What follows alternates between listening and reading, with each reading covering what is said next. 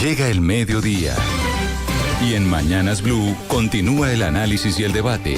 Dirige Camila Zuluaga. Son las 12 del día, 16 minutos. Yo no sé si nos vemos muy oscuros. Ana Cristina, usted está conectada con nosotros. Le damos la bienvenida a todos nuestros oyentes que estaban en sus noticieros locales en Medellín, Cali, Barranquilla, Bucaramanga.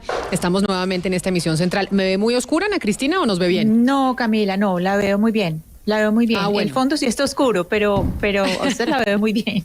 Estamos conectados a través de nuestro canal de YouTube de Blue Radio en vivo. Eso pasa cuando tenemos que hacer transmisiones por fuera, como hoy estamos en el Museo del Chicó, en donde estábamos realizando nuestro primer debate en alianza con el periódico El Espectador, hoy con los candidatos a la alcaldía de Bogotá. Por eso ustedes ven este escenario un poco más extraño y tal vez el audio aquí también. Pero bueno, hay noticias importantes que se están llevando a cabo en nuestro país y avances que a veces uno cree que no fueran posibles. Ana Cristina, ¿usted sabe qué es la resolución 1325 sobre mujeres, paz y seguridad? ¿Sabe de qué le hablo cuando yo le digo la resolución 1325?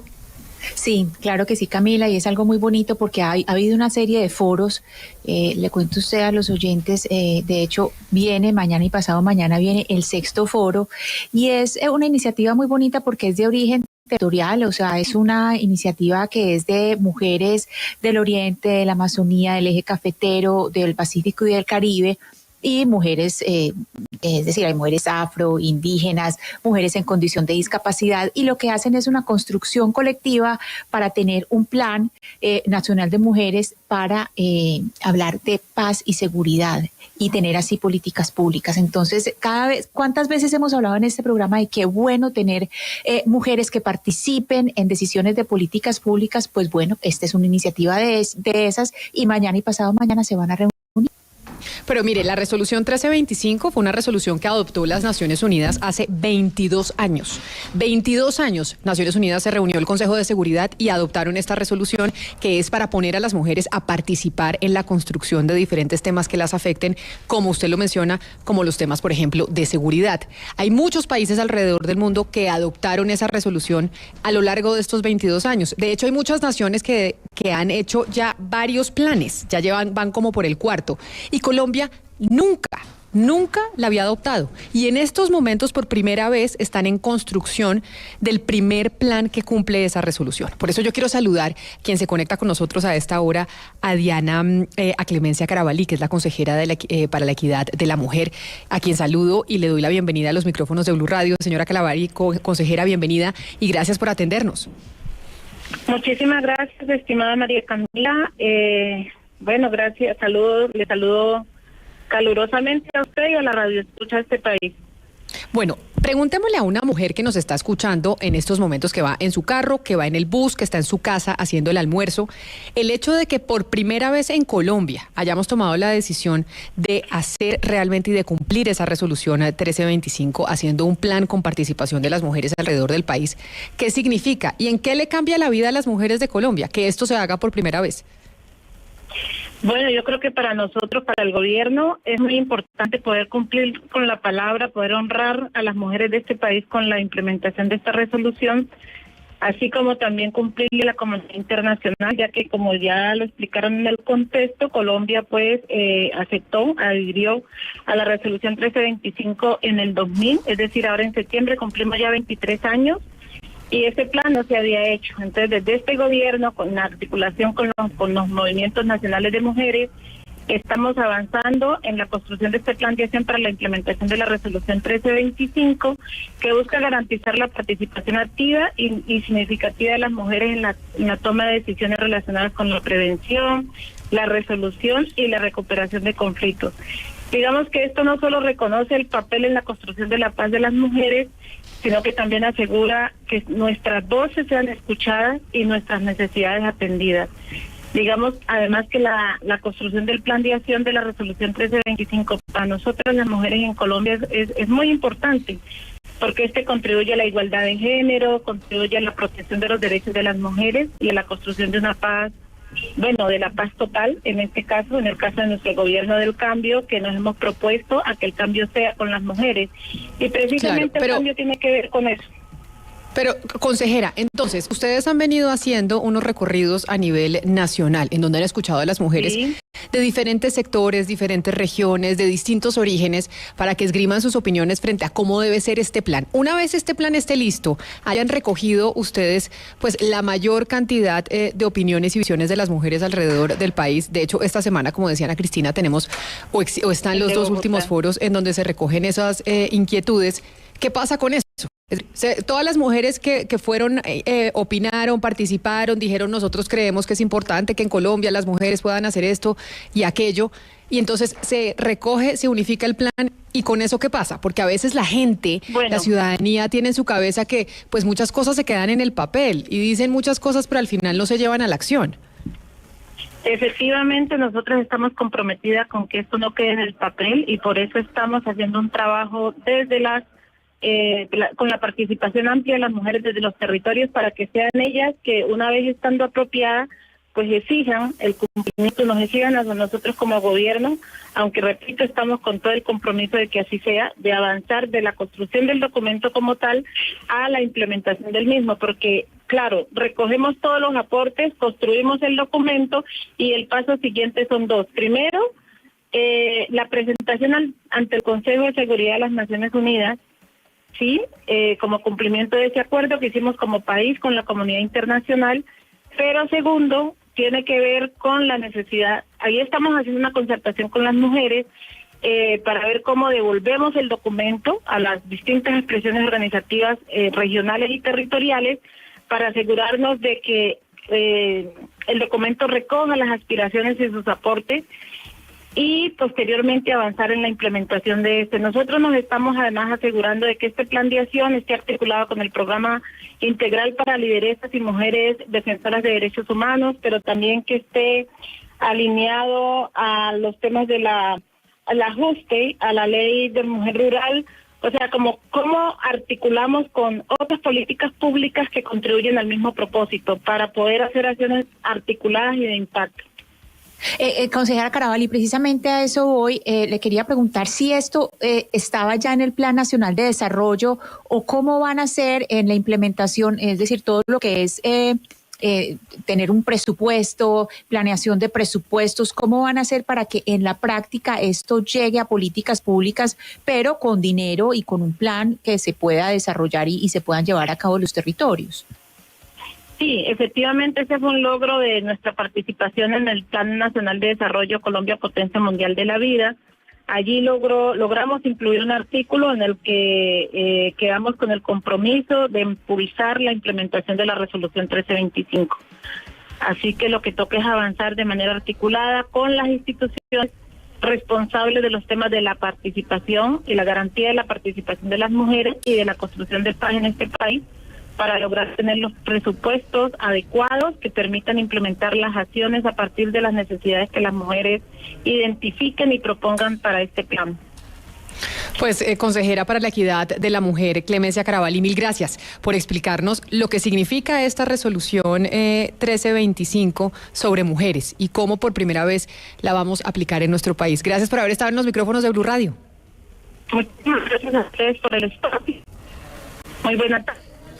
Muy buena tarde, pero precisamente estamos también en la línea con Diana Salcedo, que es vocera del comité impulsor de esta iniciativa. ¿Por qué? Porque esto cómo se come, cómo nos ayuda, cómo le cambia la vida a las mujeres en Colombia. Por eso, señora Salcedo, bienvenida, mil gracias por estar usted también conectada con nosotros aquí en Blue Radio.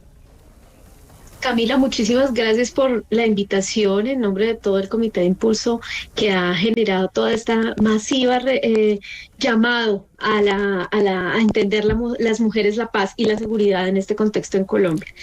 ¿Cuántas mujeres participaron en el proceso? Efectivamente. Claro, justamente eso iba. Más de 1.000 mujeres han venido participando en este proceso de construcción, en todos los territorios, de todas las diversidades, y ha sido un proceso que se ha impulsado incluso desde antes de iniciar este gobierno. Las organizaciones hemos venido desde el momento mismo en que Naciones Unidas dice hay que poner los ojos sobre las mujeres, la paz y la seguridad. Hemos venido nosotras impulsando que los gobiernos respondan. Por fin ahora tenemos un gobierno que nos responde frente a estas demandas, y son unas demandas que, como usted lo preguntaba, le cambian cambian la vida a las mujeres en lo cotidiano. Las mujeres hemos dicho que no queremos una paz que solamente sea el silenciamiento de los fusiles. No queremos una paz que solamente se refleje en no tener unos grupos armados que estén en los territorios. También queremos una paz que implique la garantía de nuestros derechos, que implique también que no haya más feminicidios, que no haya más violencia contra las mujeres, que se entienda que la protección hacia nosotras no puede ser un hombre armado.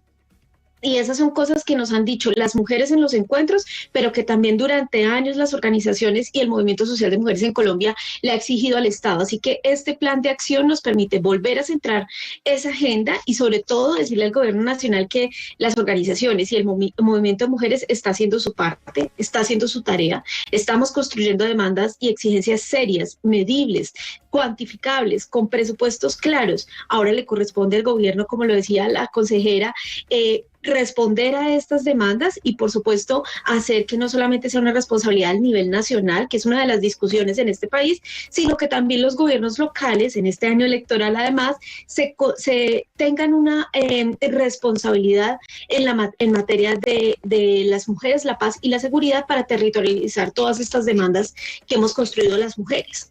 Yo sé que es muy difícil que usted me diga cuáles son todas las demandas que tienen las mujeres, porque obviamente eso es lo que están construyendo en este documento. Pero si usted pudiera decirnos 3 cosas que prevalecen en todas las mujeres del país, en todos los territorios y de todos los orígenes, ¿qué son? ¿Cuáles son? ¿Qué son esas peticiones que dicen las mujeres en Colombia? Oiga, esto es importante que se tenga en cuenta por parte de las autoridades. Sí, lo primero, prevención de las distintas formas de violencia contra las mujeres. Ha salido en todos los foros, es reiterado y las mujeres seguimos exigiendo a esta sociedad y al gobierno nacional y de los locales que garanticen la vida y la vida digna para las mujeres. Eso es el primer elemento. El segundo elemento, que se reconozca y que se proteja a las defensoras de derechos humanos en todo el país. Ustedes saben que las cifras de ataques, de amenazas a las defensoras de derechos humanos, incluyendo a las mujeres firmantes, está súper elevado en el país y ha sido una demanda que también ha salido en todos los territorios, las garantías de seguridad para seguir construyendo la paz. Y una que me parece que es muy clave porque en este país casi nunca se habla de esto y es todo el proceso de atención en salud mental. Este es un país que no ha sanado las heridas de la guerra, que no ha hecho el tránsito para lograr gestionar las emociones que nos produce la guerra, pero también las emociones que nos produce estar en un momento en el que se está dialogando con otro grupo armado y en el que se está en la implementación del acuerdo de paz. Señora Salcedo, yo le quisiera preguntar sobre esta resolución 1325 y cómo se cruza con algunos proyectos de ley, porque usted lo que me está contando, digamos, está muy cercano a un proyecto de ley que está presentando la senadora Jael Quiroga de protección de las niñas y mujeres, se acerca mucho al proyecto que tiene el senador Alirio Uribe, el congresista Alirio Uribe, sobre protección de las madres buscadoras, que también son líderes y que son buscadoras y han tenido pues toda una serie de estigmatización y de persecución. ¿Cómo se cruza con todos esos proyectos? De acuerdo, muchas gracias por esa pregunta porque justamente eso es lo que hemos querido, que este no sea un plan aislado, sino que realmente se cruce con todas las políticas de Estado. Todos estos que usted me ha mencionado, el Estatuto para la Igualdad que hoy recién se acaba de radicar en el Congreso de la República y estas otras proyectos de ley buscan también de alguna manera ser un cuerpo normativo que soporte la agenda de mujeres, paz y seguridad que ya Naciones Unidas nos había enmarcado. Y este plan de acción justamente reconoce la importancia de algunos temas que se van a desarrollar, por supuesto, con las políticas públicas. No hay otra manera en la que este Estado pueda desarrollar las responsabilidades que está adquiriendo con el nivel de exigencia que estamos haciendo desde los movimientos sociales y en particular desde las mujeres, que no sea a través de políticas públicas y de leyes que puedan materializarse. Ahí el gran desafío que tenemos es que este gobierno no va a ser un gobierno eterno. Es un gobierno que cambia en 3 años, es un gobierno al que necesitamos pedirle que en el corto plazo genere acciones de impacto para que realmente todas las leyes y también el plan de acción de la resolución 1325 se le cambie la vida a la gente y realmente podamos ver esas transformaciones en el corto plazo porque tenemos que tener un espacio en este momento como un fortalecimiento de todas esas políticas, de tal manera que en el cambio de gobierno logremos mantener esa materialización que hasta ahora hemos hecho las mujeres de nuestros derechos y que entre otras ha dejado de por medio de la vida de muchas mujeres que ya no están hoy con nosotras por esta lucha en la defensa de los derechos humanos y de la vida. Pues doña Diana Salcedo, vocera del comité impulsor precisamente de la aplicación y del cumplimiento de esta resolución 1325 de Naciones Unidas, mil gracias por estar con nosotros hoy aquí en Mañanas Blue. Y pues mucha suerte con el término de todo este proyecto y que ojalá esas observaciones que hacen las mujeres alrededor del país que ustedes han recolectado sean de verdad tenidas en cuenta por nuestras autoridades. Feliz día. Muchísimas gracias, Camila, y sí, seguiremos trabajando para que así sea. Gonzalo, entonces, ¿usted le quedó claro cuando yo le pregunte la resolución 1325 de Naciones Unidas? Usted ya va a decir, yo sé exactamente eso qué es. Es complicado, es algo técnico, Camila. O sea, le voy a decir algo. No, pero le tuve dos es invitadas y usted no ha terminado de entender la resolución 1325. Por eso le estaba haciendo a usted precisamente el examen de atención a lo que estaban diciendo nuestras invitadas, porque es importante, porque a veces decimos, ay, sí, Naciones Unidas sacó una resolución y eso hay que cumplirlo, pero es importante aterrizarlo y saber lo que significa y cómo nos cambia a nosotros, en este caso las mujeres, la vida en nuestra interacción en Colombia. Pero ya usted, por lo menos en la cabeza, se metió resolución 1325, participación de las mujeres en la construcción de los programas de paz, de violencia, de convivencia, etcétera, etcétera. Ahora, Camila, yo le hago una pregunta porque es el debate que he tenido con Mariana Palau en este programa, porque creo que los dos pensamos igual. ¿De qué sirve eso? O sea, ¿de qué sirve vamos a hacer o poner en práctica dicha resolución que emitió la ONU? O sea, el tiempo que va a tomar en poner en práctica esa resolución, ¿cuánto será? Y ese es el debate que viene con el multilateralismo. Entonces, sí, yo puedo notar el número, puedo seguir leyendo sobre el mismo, pero mi problema con el multilateralismo y este tipo de organismos es que todo queda en un papel. Entonces nadie cumple absolutamente nada. Bueno, Gonzalo, yo creo que usted está un poco más preocupado que yo.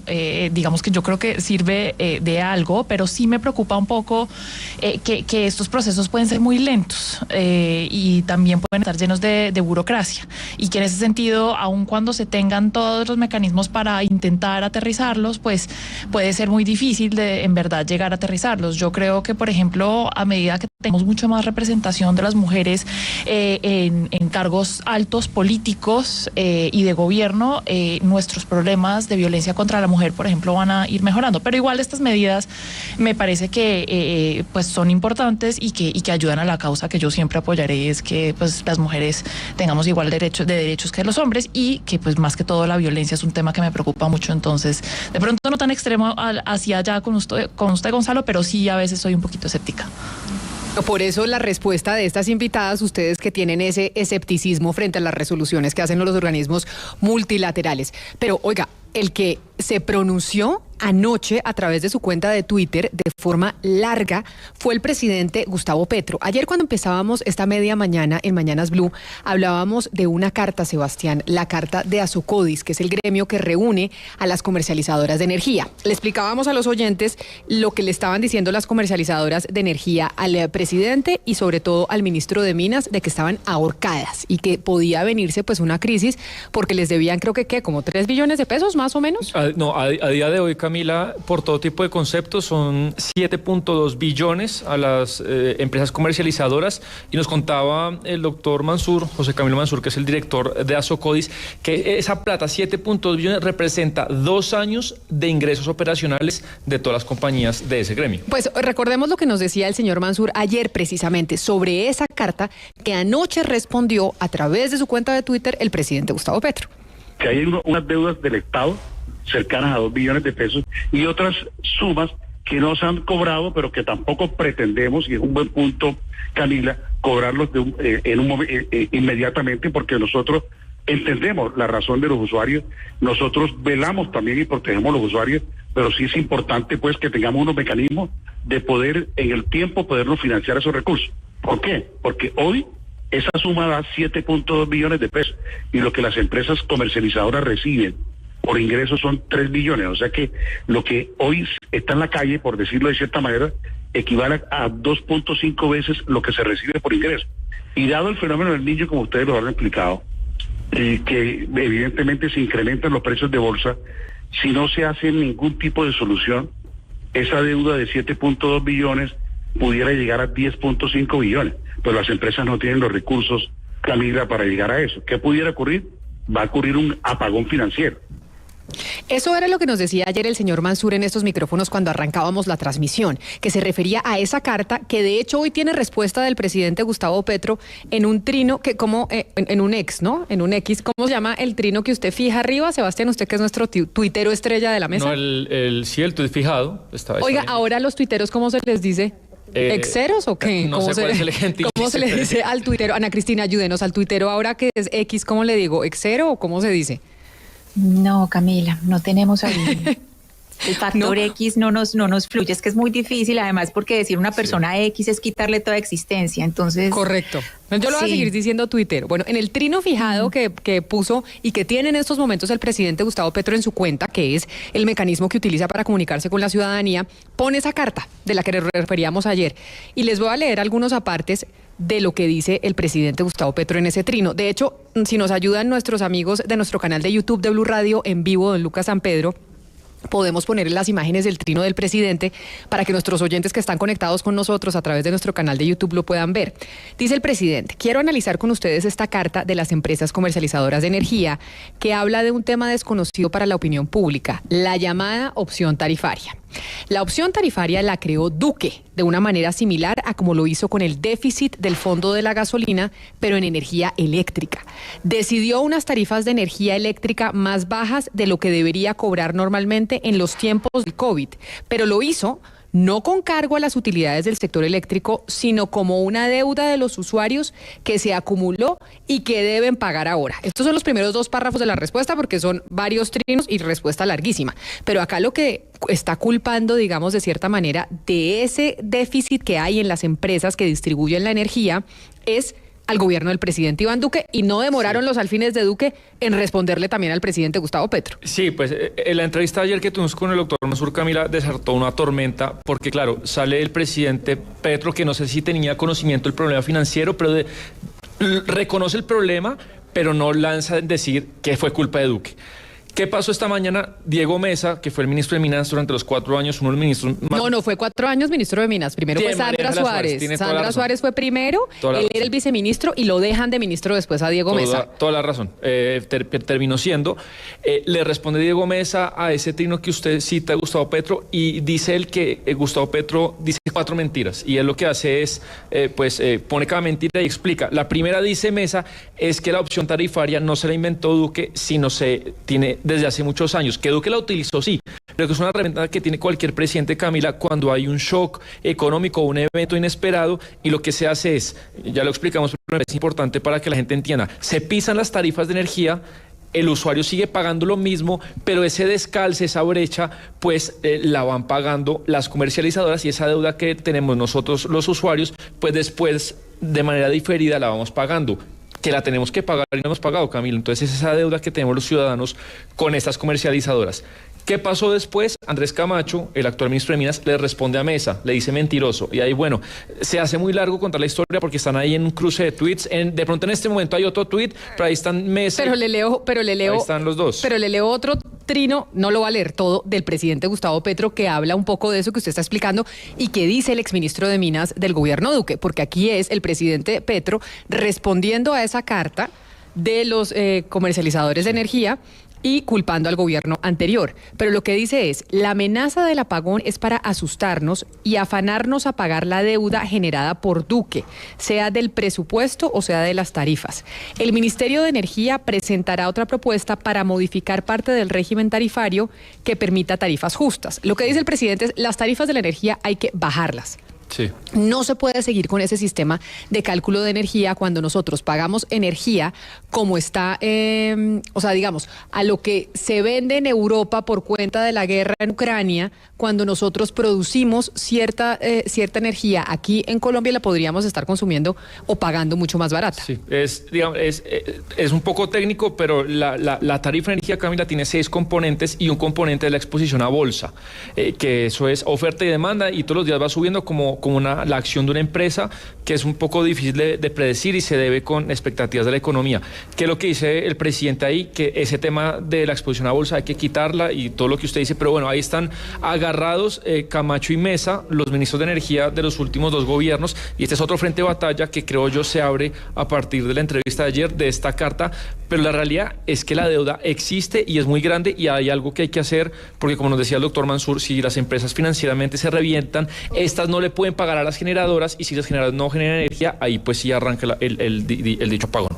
Pero entonces, Oscar, ¿usted se ha dado cuenta que el presidente Gustavo Petro ha tomado una estrategia de comunicaciones que ahora a mí me da la impresión que está trinando menos, o sea, está trinando más largo, está interactuando con sus contradictores de forma más larga, pero ya no está tan desforado trinando cosas constantemente? Creo que aquí ha habido un cambio en la estrategia de comunicaciones y no sé si eso obedezca, entre otras cosas, a los cambios que también ha habido en la Casa de Nariño. ¿Oscar? Camila, pero es que yo creo que el presidente Petro venía abusando del trino, ¿sabe? Él constantemente estaba trinando. Entonces yo creo que ahora lo que está ocurriendo es que está haciendo un uso racional y más inteligente de sus trinos. Obviamente no va a dejar de tener ese contacto directo con los seguidores, que son casi 7 millones de seguidores los que tiene hoy en día. Pero Camila, en este caso particular me llama la atención algo. El presidente Petro, de candidato, desconocía esta realidad de lo que tenía que ver con las tarifas de energía. Yo creo que sí, pero es que, Oscar, los candidatos no saben de todos los temas. O sea, usted como candidato no sabe absolutamente de todo, seguramente de esto no sabía. Y entonces le llega la carta, le pregunta a sus ministros y les dicen, oiga, ¿esto qué pasó? Los ministros le explican, vea, esto fue lo que pasó en el gobierno anterior, tomaron estas decisiones y esto es lo que tenemos que hacer. Camila, no sé si un candidato sepa de absolutamente todos los temas. No, pero ese es un tema que el presidente Petro en su momento, además el presidente Petro es una persona que conoce de la materia. El presidente Petro ha estado muy ilustrado de todos estos asuntos, ha hecho debates sobre todos estos temas. Y el presidente Petro de candidato prometió bajar las tarifas de energía. Lo que pasa es que llega y se encuentra con una realidad totalmente distinta y no ha podido cumplir con esa promesa de bajar las tarifas de energía, lo que dijo el doctor Mansur ayer. Oscar. Es decir, aquí hay una realidad y es esta, o si no afrontamos esta realidad, nos vamos a ver abocados a un racionamiento por cuenta del fenómeno del niño y todo lo demás. Es decir, la realidad hoy es distinta a como el presidente la percibió en la campaña y se está estrellando con una realidad que le está diciendo va a ser imposible bajar las tarifas de energía. Pues bueno, ahí está entonces el enfrentamiento, digamos, de ideas sobre el tema de la energía entre el gobierno actual, el gobierno del presidente Gustavo Petro, y el del gobierno de Iván Duque, que es el anterior, el ministro Diego Mesa con el actual ministro de Energía, Sebastián, ahí enfrentándose a través de Twitter. Pero hay otra noticia importante que se produjo ayer en la tarde y tiene que ver con la decisión de la JEP, de la Justicia Especial para la Paz, esa justicia que se creó precisamente con el acuerdo de paz entre el gobierno nacional, entre el Estado colombiano y la guerrilla de las FARC. Se le imputó a Ana Cristina por crímenes de guerra y lesa humanidad al general Mario Montoya, al general en retiro Mario Montoya, y a 8 militares por más de 130 falsos positivos, como así lo acuñamos aquí en Colombia, que son las ejecuciones extrajudiciales en el oriente antioqueño. Sí, a Mario Montoya, que además fue comandante de las fuerzas militares cuando estábamos en el gobierno del expresidente Álvaro Uribe, y que mucho sí se había dicho sobre el general Montoya. Finalmente la JEP toma la decisión de imputarle cargos por los falsos positivos. Sí, tenemos que aclarar, Camila, que es solamente en Antioquia, porque esto es parte del caso 03, que el caso 03 es asesinatos y desapariciones forzadas presentadas como bajas en combate, y hay un subcaso que es el subcaso Antioquia. ¿Por qué se empieza con Antioquia y no con el resto del país, Camila? Porque de los 6.402 llamados falsos positivos que tiene registrados la JEP, el 25.19% corresponden a Antioquia. Entonces, esto es, digamos, el principio de las imputaciones a Mario Montoya, que recordemos que entre 2001 y 2003 comandó la 4ª Brigada en Medellín y después hasta 2008 ya fue el comandante del ejército. Por eso que usted nos explica, estamos en la línea con la magistrada Catalina Díaz de la Sala de Reconocimiento de Verdad, Responsabilidad y Determinación de Hechos y Conductas, que firma este auto de imputación contra Mario Montoya en la JEP. Magistrada Díaz, bienvenida, mil gracias por regalarnos estos minutos aquí en Mañanas Blue. No, muchas gracias a ustedes, Camila, por el interés y por la llamada.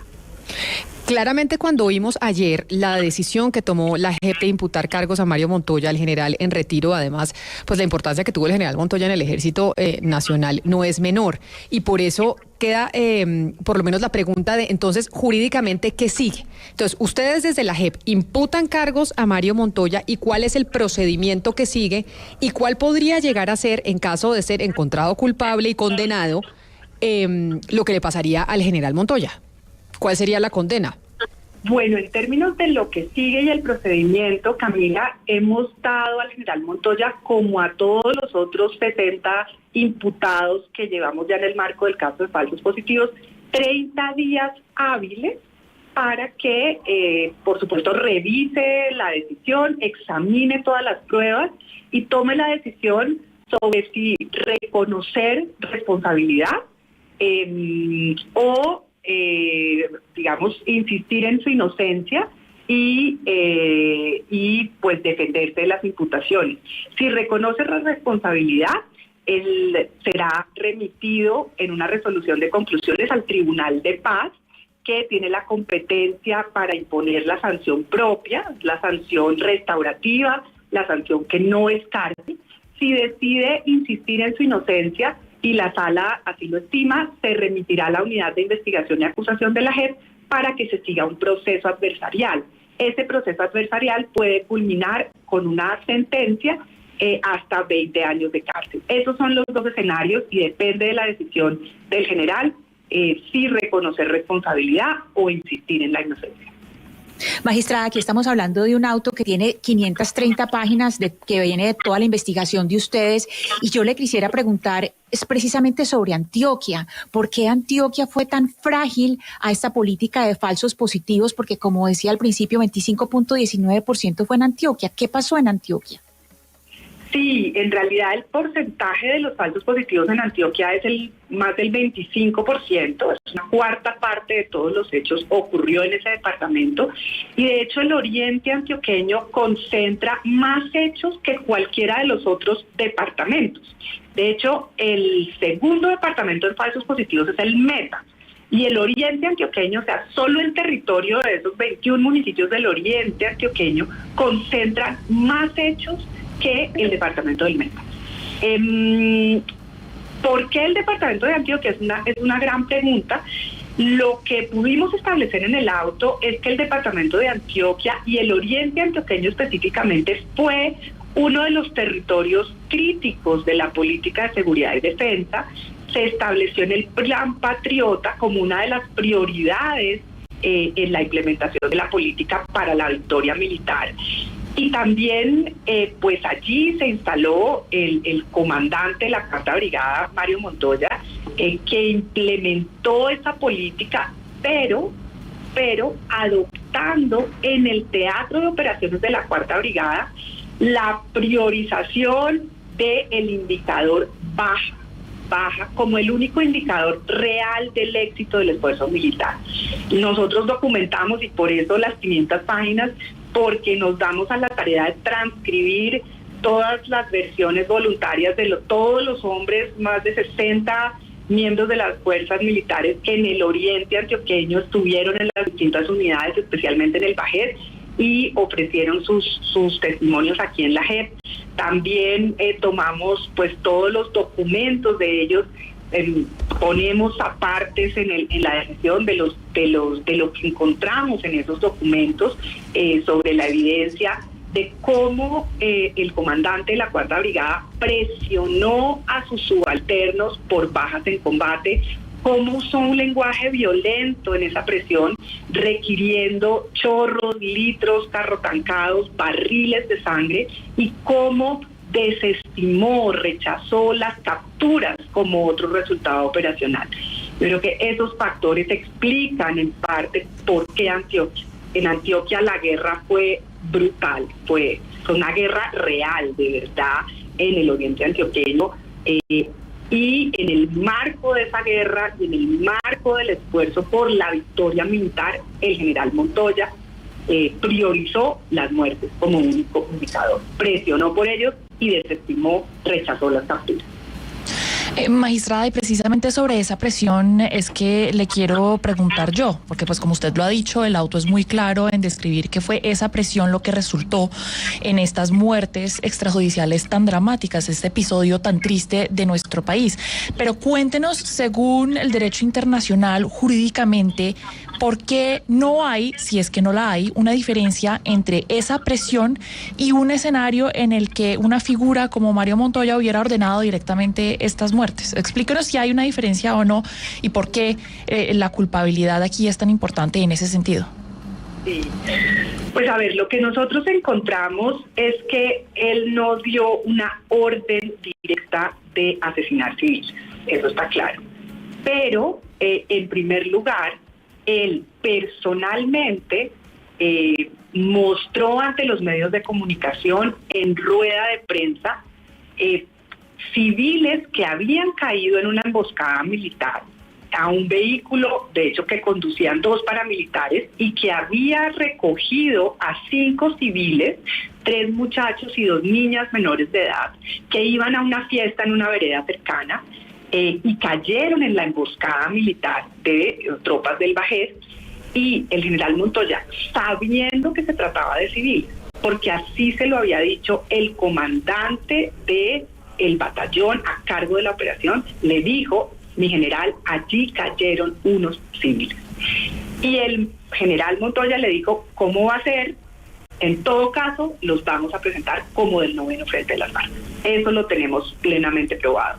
Y esa presentación en rueda de prensa ante los medios de comunicación, dándole ese ejemplo a todas las tropas, lo calificamos como una disposición a mentir frente a la presentación de resultados operacionales. Luego tenemos toda la evidencia sobre la presión por muertes en combate, toda la evidencia del rechazo de las capturas, toda la evidencia del uso del lenguaje violento, y que todo eso se hizo a conciencia. Pero magistrada, perdóneme, yo la interrumpo, yo la voy a interrumpir porque lo que usted nos está diciendo es muy grave. Ustedes en la JEP lo que encuentran es: el general Mario Montoya sabía que había unos civiles que cayeron en combate y en una rueda de prensa frente a los medios de comunicación igual decidió presentarlos como guerrilleros. Y eso es precisamente lo que se conoció en Colombia como los falsos positivos. Ese número, es decir, eso es lo que ustedes encuentran, pero además de eso, que me parece además escabroso que eso haya pasado en Colombia, además de eso, también es un delito, encuentra la JEP, el lenguaje que se utiliza y cómo se fomenta a las fuerzas militares, a quienes estaban bajo su mando, a hacer ese tipo de ejecuciones extrajudiciales, a matar civiles para presentarlos como bajas en combate. O sea, no solo la presentación, que digamos, eso es evidente y es clarísimo que es un crimen de lesa humanidad, pero cuando se manda un mensaje, así no sea directo, ¿eso también se consolida como un crimen? Sí, el punto, como lo preguntaba tu compañera Camila, es por qué la JEP lo considera como autor, ¿no? Y aquí nosotros, encontramos una serie de evidencia que fundamenta la autoría. Entonces, la primera evidencia clave es que él directamente, como comandante, personalmente le mintió a los medios de comunicación, al país, a sabiendas de que había unos civiles que cayeron en una emboscada militar, siendo civiles, y él dijo: no importa, los vamos a presentar como guerrilleros del 9º Frente de las FARC, ¿no? Eso está clarísimo y está probado, y él incluso en versión voluntaria reconoció esos hechos, y tenemos un video, lo presentamos esta mañana en la rueda de prensa, donde él se refiere al evento y dice: sí, puede ser que yo lo haya dicho, que eran del 9º Frente de las FARC. Y luego encontramos toda la evidencia de que él presionó a sus hombres para que mostraran bajas, ¿no? No les dijo en rueda de prensa: vayan y maten al primero que se pare de la esquina. No, les dijo: mire, a mí me traen bajas, aquí lo que se requiere es bajas. Necesito bajas, no quiero problemas, no quiero capturas, quiero bajas, bajas, bajas y bajas. Y tenemos múltiples testimonios de hombres bajo su mando que nos cuentan que eso ocurrió.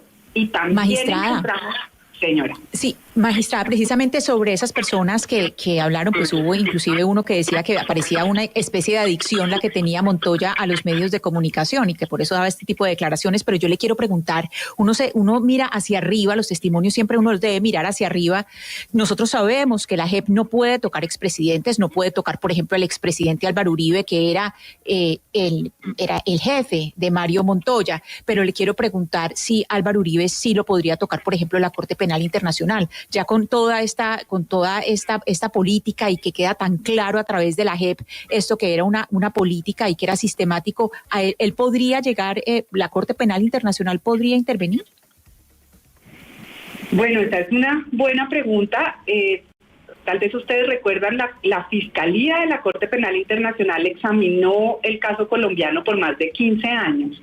Estuvimos bajo, eso se llama examen preliminar de la Fiscalía de la Corte. Recientemente, hace tal vez un poco más de un año, la Fiscalía de la Corte Penal Internacional cerró ese examen preliminar porque dijo: confiamos en la JEP, respaldamos a la JEP. El Estado colombiano, a través de la JEP, tiene la voluntad, la decisión de investigar estos crímenes, de hacer justicia en estos crímenes, y es capaz de hacerlo. Acuérdense que la Corte Penal Internacional es un tribunal, digamos, de segundo resorte, ¿no?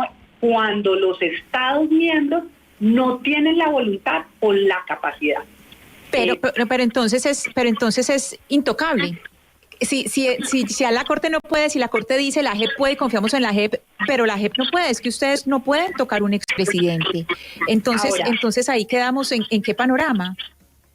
Bueno, por supuesto, las otras instituciones de justicia de Colombia pues existen y tienen competencias, ¿no? Hay que ver cuáles son los procesos para investigar los expresidentes, y pues allí está, por supuesto, la Fiscalía y la Corte Suprema y las instancias parlamentarias, en fin, las instituciones pues que tienen competencias y responsabilidades en ello.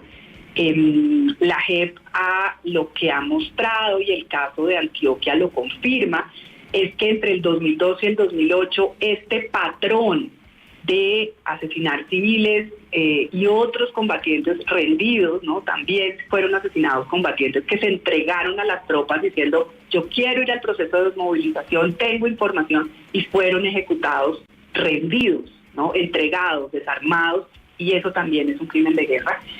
Lo que hemos demostrado, y hoy con el caso de Antioquia, es que esto fue un patrón recurrente en todo el país. Lo hemos investigado a profundidad en los 6 territorios más críticos, y vamos a seguir investigando porque llegamos a la conclusión de que esto no puede ser coincidencia. Que estos hechos hayan ocurrido en Casanare, en norte de Santander, en Antioquia, en la costa Caribe, en el Huila, en el Meta, de la misma manera, con el mismo propósito, con el mismo modus operandi, con la misma manera de ocultar los crímenes, no es coincidencia. Entonces vamos a seguir investigando hacia arriba, estableciendo incluso las responsabilidades de comandantes de división o de los comandantes del ejército, y si les cabe alguna responsabilidad a los mandos civiles en lo que tenga que ver con nuestra competencia.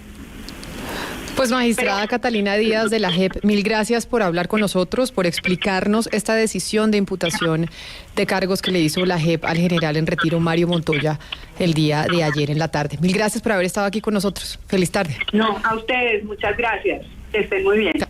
Cada vez que uno oye estas narraciones de lo que pasa, de lo que pasó en Colombia y que se está investigando en la JEP, pues sí queda uno muy afectado por lo que se vivió en el conflicto armado en Colombia. Pero bueno, antes de irnos, don Lucas, lo tengo aquí en cabina, lo veo ya a través de las pantallas de nuestro canal de YouTube.